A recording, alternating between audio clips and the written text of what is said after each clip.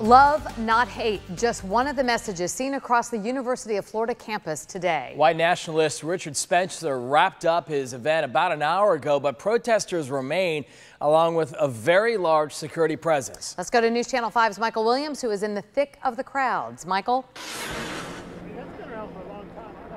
Good afternoon to you as we take a live look at the crowd. At one point, easily, I can imagine 1,000+ protesters here. Many, but not exclusively, protesters from the University of Florida, students, but there were a lot of people from other parts of the state who were here as well. It was, I do want to emphasize, a largely peaceful afternoon where people wanted their message of diversity to be the message people take away, given the fact that in the Phillips Center, right over my shoulder here, Richard Spencer, from the National Policy Institute, a man the Southern Poverty Center said is a white supremacist dressed up in a bow tie and khakis, came to try to sell his message. But according to reporters who were in there, we were denied entrance into the hall.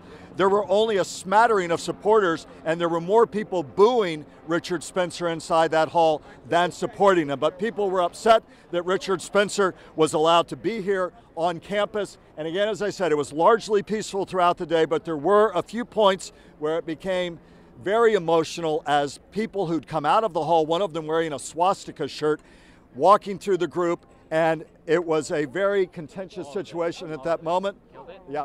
Hold on, we're on live. Yeah, thanks very much. And gentlemen, we'll talk to you after we're done being live. Sally, come here for just a second. At any rate, everybody wants their moment in the sun, but Sally, a preschool teacher and a University of Florida graduate, what's the message you want the takeaway to be today? Just like we chanted, not in our town and not in our state, that we're not going to stand idly by and let hate be propagated that way without a response, without action. You're a preschool teacher, and that's the message you want youngsters to come up with. Most definitely. Diverse, strength and diversity. Most definitely, and I'm very thankful that for the most part everything stayed peaceful. I'm thankful for the turnout.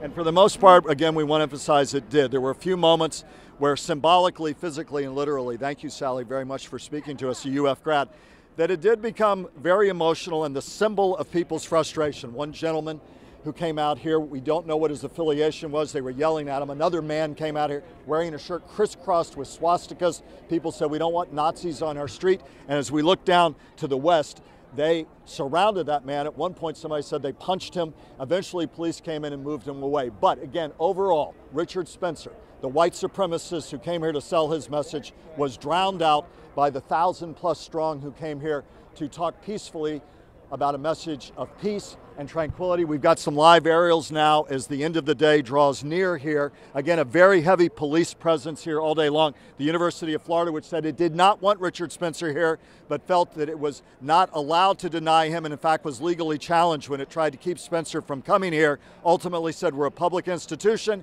we must allow him to speak here. So today you had people talking about diversity, trying to overwhelm, they said, and believing they did, a message, they say, of hate mongering and white supremacy. Also issues about free speech.